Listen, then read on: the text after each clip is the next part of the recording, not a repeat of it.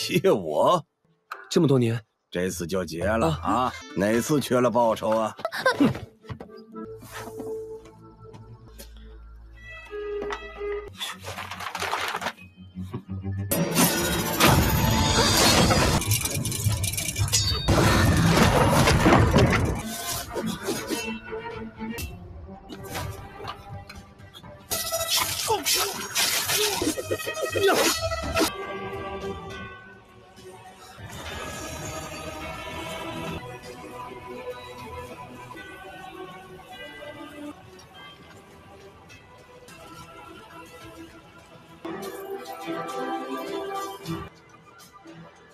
？Halo kalian semua, selamat datang di channel Donghua Master. Bagaimana kabar kalian semua? Mimin harap kalian semua baik-baik saja. Dan pada video kali ini kita akan melanjutkan alur cerita dari serial Donghua Sword of Coming episode ke-18. Dan sebelum kita masuk ke cerita terbaru, mari kita sedikit mengingat cerita sebelumnya. Yang dimana pada cerita sebelumnya, kabar dari neneknya Mukusuan ia telah meninggal dunia karena telah dihabisi oleh seseorang. Yang di sana sang senior dari Gunung Sewu berniat untuk membangkitkannya dengan memanggil seorang penetua berzirah emas, tetapi tak bisa karena neneknya Mukusuan terlalu banyak melakukan tindakan kejahatan pada masa kehidupannya, dan Mukusuan langsung membalaskan dendam kepada seorang perempuan yang diduga telah menghabisi neneknya Mukusuan karena dulunya Mukusuan pernah mengganggu perempuan ini. Jadinya Mukusuan berpikir perempuan ini balas dendam kepada Mukusuan dengan menghabisi neneknya Mukusuan. Sedangkan Cempingan ia telah dirawat oleh kakek Zhang dengan menggunakan metode pernafasan penaikan gunung. Dan juga kemarin kita diberitahu kalau kondisi kota tempat tinggalnya Cempingan akan berada di kondisi yang memanas karena keluarga Song telah mendapatkan laporan surat untuk diminta mengungsi dari kota tersebut karena akan adanya kekacauan besar. Dan kemarin juga telah terjadi pertarungan antara Tuan Chi melawan kakek Yuan, dan itu merupakan iti cerita pada cerita sebelumnya. Kalau gitu pun sekarang langsung saja kita masuk ke bagian cerita terbaru. Cerita ini berlanjut dengan diperlihatkan masa lalu dari seorang anak kecil, yang dimana anak kecil ini merupakan Song Jingxi, yang tampaknya Song Jingxi bersama dengan teman-temannya sedang menelusuri hutan, dan di sana mereka melihat adanya sebuah cahaya menembus ke langit. Namun tak lama kemudian tiba-tiba saja mereka mendengar adanya suara berisik dari semak-semak, dan langsung temannya Song Jingxi melihat di dalam sana, dan ternyata itu merupakan binatang beruang.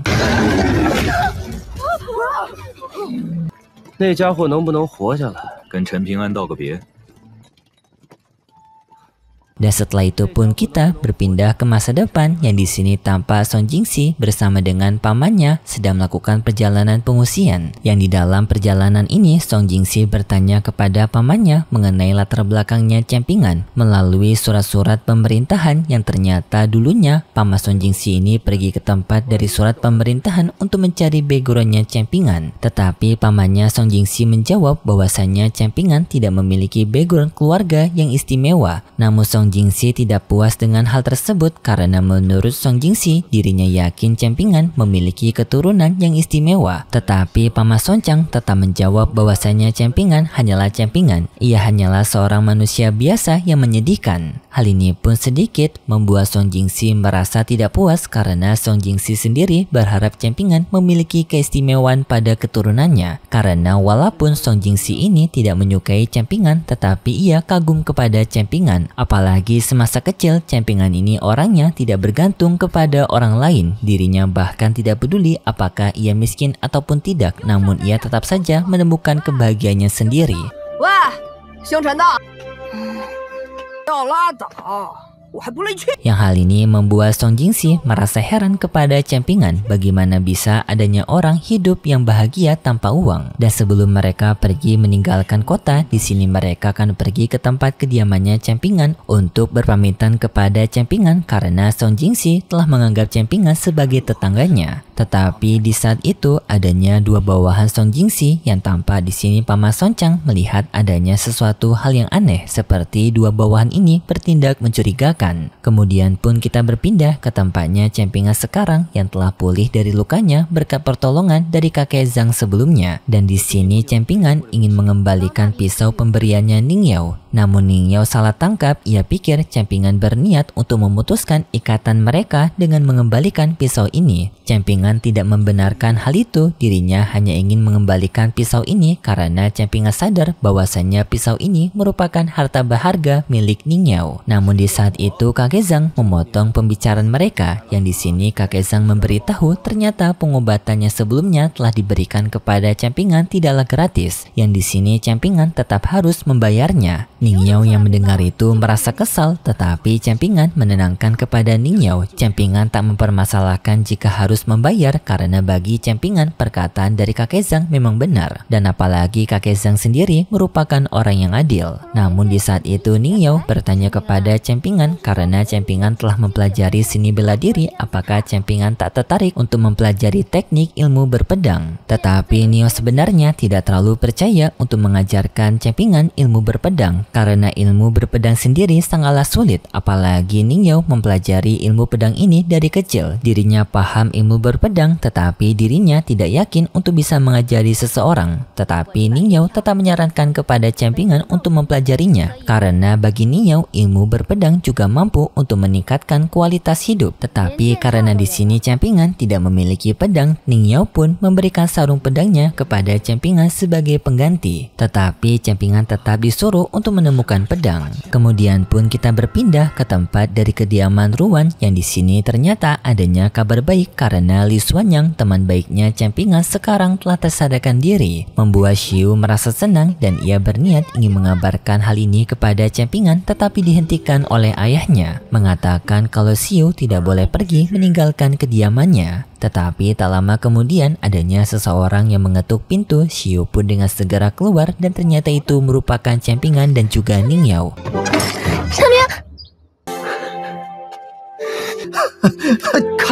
Di sana Campingan sangat kaget karena melihat sahabatnya yang akhirnya telah tersadarkan diri. Yang hal ini merupakan kabar gembira bagi Campingan karena Li Xuanyang bisa dianggap sebagai orang penting dalam hidupnya Campingan setelah tidak memiliki keluarga. Tetapi Master Ruan memberitahu kalau rumahnya tidaklah gratis, yang dimana Campingan harus bekerja di tempatnya untuk membantu menutupi biaya atas Li Xuanyang yang telah tinggal di kediaman keluarga Ruannya. Sedangkan untuk Ning Yao, Master Ruan berbicara kepada Ning Yao yang pembicaraan mereka mengenai Ning Yao yang memiliki misi untuk memenggal para makhluk jahat, yang tampaknya di sini Ning Yao sepertinya akan memiliki pedang baru ataupun membuat pedang baru. Untuk Campingan, ia sekarang bertemu dengan anggota balai kota yaitu Nona Chen, yang di sini penasihat dari Nona Chen memperkenalkan kepada Campingan mengenai Nona Chen ini yang juga berasal dari keluarga Chen. Tetapi mereka juga telah melakukan pemeriksaan di balai kota yang ternyata Campingan dan juga Nona Chen ini sebenarnya tidak memiliki hubungan yang terlalu dekat antar keluarga mereka. Jikapun ada hubungan itu bakal lebih tipis daripada kertas. Hasil hubungan mereka tidak akan terlalu berpengaruh satu sama lain. Tetapi di sini para anggota balai kota masih penasaran dengan leluhur Campingan. Jadinya di sini mereka meminta kepada Campingan menemukan kuburan dari leluhurnya Campingan. Yang di sini anggota balai kota tidak menyuruh Campingan secara gratis karena mereka akan tetap membayar Campingan dengan sekantung perak. Tetapi Xiu dan juga Ning Yao tak terima dengan bayaran yang bagi mereka cukup murah, yang di sini pun mereka meminta bayarannya untuk dinaikkan, dan Nona Chen menyetujui hal tersebut. Setelah itu pun mereka pergi dari sana. Ning Yao pun bertanya kepada Campingan apakah Campingan benar-benar mengetahui lokasi kuburan dari keluarga Chen-nya, dan di sini Campingan membenarkan hal tersebut. Sedangkan di tempatnya Song Jingxi, tampak ia sekarang sedang mempersiapkan barang-barang pindahannya dengan para bawahannya mengangkut barang-barangnya Song Jingxi. Yang di sana juga tampak Song Jingxi membaca buku catatan dari keluarganya, tetapi Song Jingxi tak tertarik dengan buku tersebut dan langsung membuangnya.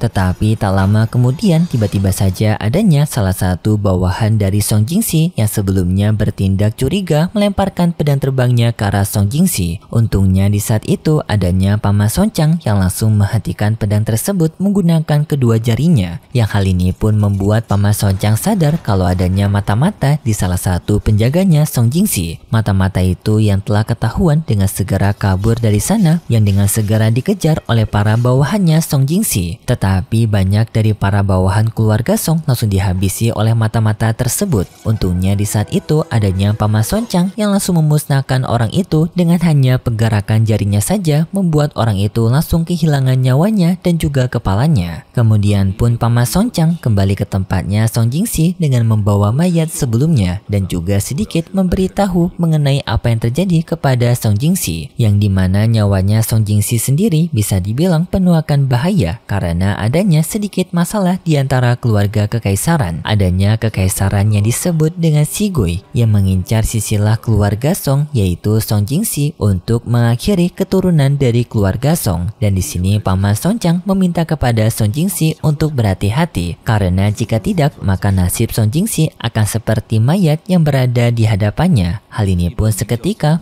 membuat Song Jingxi teringat akan masa lalunya yang menghadapi binatang beruang, yaitu awal episode sebelumnya yang binatang beruang itu menghabisi seluruh para teman-temannya Song Jingxi, yang di saat itu malah adanya campingan yang menyelamatkan Song Jingxi. Yang hal ini juga membuat Song Jingxi merasa tak terima karena dirinya menganggap dirinya itu tidak bisa menjalani hidup seperti campingan, selalu menghadapi bahaya terus. Yang dimaksud beruang ini seperti sekarang dirinya yang masih mendapatkan ancaman dari keluarga lainnya. Jadi bisa dibilang Song Jingxi itu iri kepada campingan. Kenapa kehidupannya bisa sangat berbeda sekali dengan campingan, padahal dari sudut pandang terbuka campingan itu kehidupannya lebih sulit daripada dirinya. Tetapi kenapa campingan bisa menikmati hidupnya lebih baik daripada Song Jingxi, sedangkan Song Jingxi harus terus berwaspada dalam menghadapi hidupnya. Dan sedikit kenangan masa lalu campingan dulunya yang juga pernah Song Jingxi menipu campingan, yang dimana Song Jingxi mencoba menipu campingan dengan menggunakan ramalan palsu yang mengatakan bahwasannya campingan itu terlahir dari keluarga yang sial karena waktu campingan lahir ia lahir di bulan kesialan. Dan Song Jingxi menyarankan kepada campingan untuk pergi ke tempat tinggal baru untuk merubah nasib hidupnya, yang dimana hal ini dipercayai oleh campingan, dan campingan memutuskan untuk hidup telantar di kota tersebut dan menjalankan hidupnya dengan cara mengemis untuk bisa menjalani hidupnya. Tetapi setelah beberapa hari campingan sadar bahwasanya ia telah ditipu oleh Song Jingxi karena ramalan itu merupakan ramalan palsu, dan campingan merasa sangat sakit hati atas tipuannya Song Jingxi karena dirinya menjalani hidup seperti pengemis karena Song Jingxi, padahal orang tuanya sudah melarang dirinya untuk menjalani hidup seperti itu. Tetapi akibat dirinya percaya kepada Song Jingxi, dirinya harus menjual harga dirinya sendiri. Dan saking marahnya campingan kepada Song Jingxi, ia mencekik Song Jingxi, tetapi pada akhirnya campingan mengampuni Song Jingxi. Yang seketika hal ini lagi-lagi membuat Song Jingxi merasa sangat iri kepada campingan. Kenapa campingan ini orangnya terlalu baik dan juga terlalu mengampuni kepada orang lain. Jika dirinya merupakan campingan yang telah mendapatkan penipuan ini, maka ia akan menghabisi orang itu. Tetapi entah mengapa campingan memberikan pengampunan. Yang hal ini pun membuat Song Jingxi tak ingin lagi untuk bisa melihat campingan. Ia ingin sekali rasa iri ini menghilang dengan menghilangnya campingan juga. Singkat cerita, rombongannya Song Jingxi pun telah pergi meninggalkan kota, yang di sini mereka melewati sebuah gerbang cahaya menuju ke atas langit seperti pembukaan pada episode awal, yang di sini ternyata itu merupakan sebuah gerbang. Yang di sana juga tampak desanya campingan seperti sebuah bola kelereng yang akan hancur.